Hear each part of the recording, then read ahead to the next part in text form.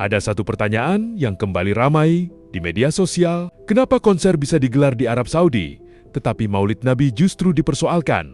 Bahkan, muncul kabar WNI ditangkap karena menggelar peringatan Maulid di Madinah. Pertanyaannya kemudian melebar, apakah benar Arab Saudi melarang Maulid Nabi? Apakah setiap WNI yang menggelar Maulid di Madinah pasti ditangkap? Dan kenapa tradisi yang sangat besar di Indonesia justru memiliki posisi berbeda di Arab Saudi? Untuk memahami persoalan ini, kita perlu melihatnya lebih jauh. Karena ini bukan sekadar soal boleh atau tidak boleh, tetapi menyangkut perbedaan pandangan keagamaan, aturan kegiatan publik, serta kebijakan masing-masing negara. Kabar mengenai sejumlah WNI yang disebut ditangkap aparat Arab Saudi karena menggelar perayaan Maulid Nabi di Madinah kembali ramai diperbincangkan setelah muncul sejumlah video viral di media sosial. Salah satu video bahkan menyebut adanya WNI yang diamankan polisi Arab Saudi setelah mengadakan peringatan Maulid di Madinah.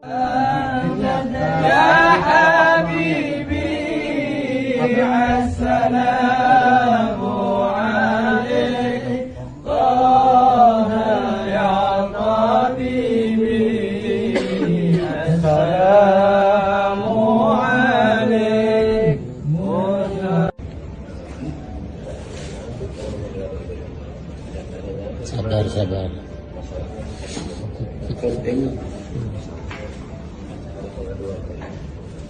Ijaz.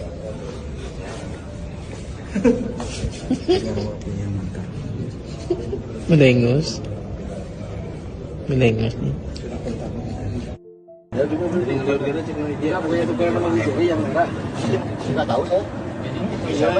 Ijaz yang belas ya. Sebelah. Gak tahu guys mau dibawa kemana ini, aduh ya Allah, lesok. Aduh, udah rembar mau diberi mana ya. Mau dibawa kemana ini guys, Masya Allah. Yes.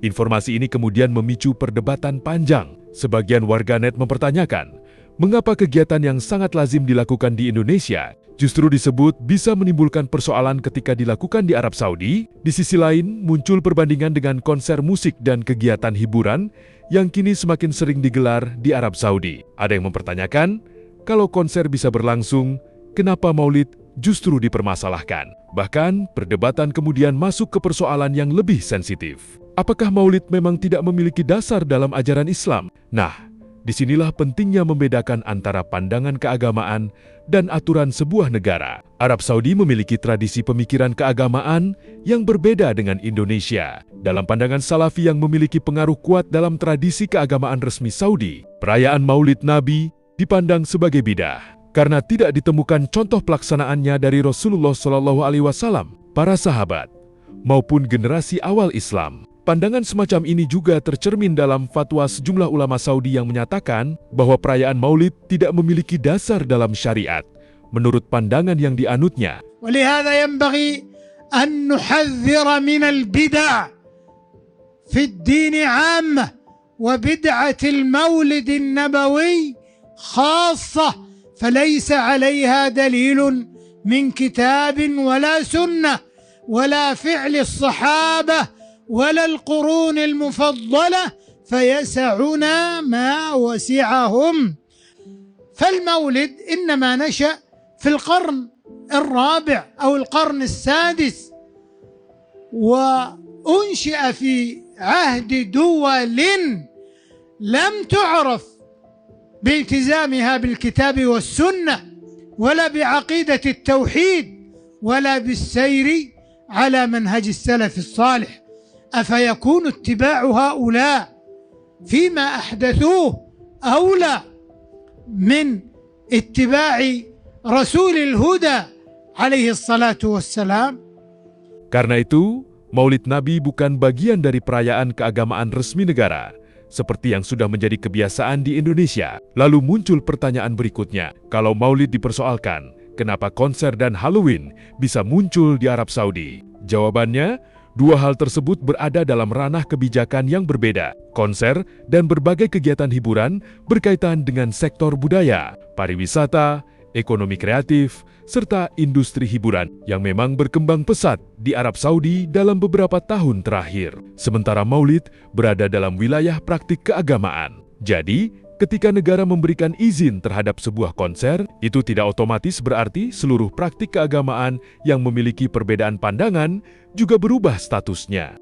Keduanya tidak bisa disamakan begitu saja. Sekarang kita lihat Indonesia. Di Indonesia, Maulid Nabi sudah berkembang menjadi tradisi besar selama berabad-abad. Peringatannya sangat beragam. Ada pengajian, pembacaan sirah Nabi, sholawat, ceramah, hingga kegiatan sosial dan berbagi makanan. Di Jawa, bahkan ada tradisi sekaten yang berkembang dalam lingkungan Keraton Yogyakarta dan Surakarta. Artinya, di Indonesia, Maulid tidak hanya dipandang sebagai kegiatan keagamaan oleh masyarakat yang menjalankannya, tetapi juga sudah berinteraksi dengan tradisi dan kebudayaan lokal. Itulah sebabnya kita bisa melihat peringatan Maulid di masjid, pesantren, kampung, sekolah, organisasi keagamaan, hingga lingkungan keluarga. Namun, satu hal penting perlu dipahami. Tradisi yang berkembang di Indonesia tidak otomatis memiliki kedudukan yang sama di negara lain. Dunia Islam sendiri memiliki beragam tradisi, mazhab, pendekatan, dan pandangan ulama.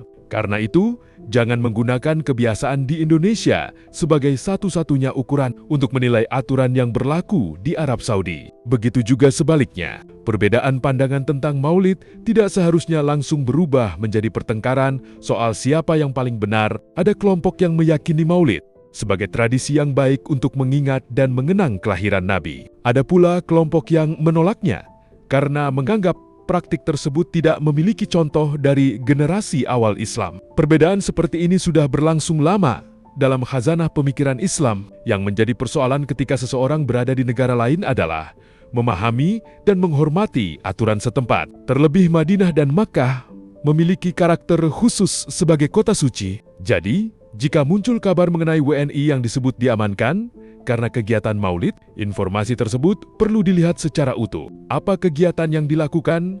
Bagaimana bentuknya? Apakah memiliki izin? Siapa yang terlibat? Dan aturan lokal apa yang berlaku saat itu? Pada akhirnya, perdebatan Maulid di Arab Saudi menunjukkan satu hal penting. Islam memiliki sejarah panjang dengan beragam tradisi dan pandangan. Indonesia punya cara sendiri dalam merawat tradisi keagamaan. Sementara Arab Saudi memiliki pendekatan dan aturan yang berbeda. Memahami perbedaan bukan berarti harus menyamakan semuanya. Justru dengan memahami konteks, kita bisa berdiskusi tanpa terburu-buru mengambil kesimpulan. Karena pertanyaannya bukan sekadar Maulid boleh atau tidak, tetapi juga dalam konteks negara mana, berdasarkan pandangan siapa, dan aturan apa yang sedang berlaku. Dan dari sinilah kita bisa melihat bahwa membandingkan Indonesia dengan Arab Saudi secara langsung seringkali justru membuat persoalan menjadi semakin sederhana, padahal kenyataannya jauh lebih kompleks.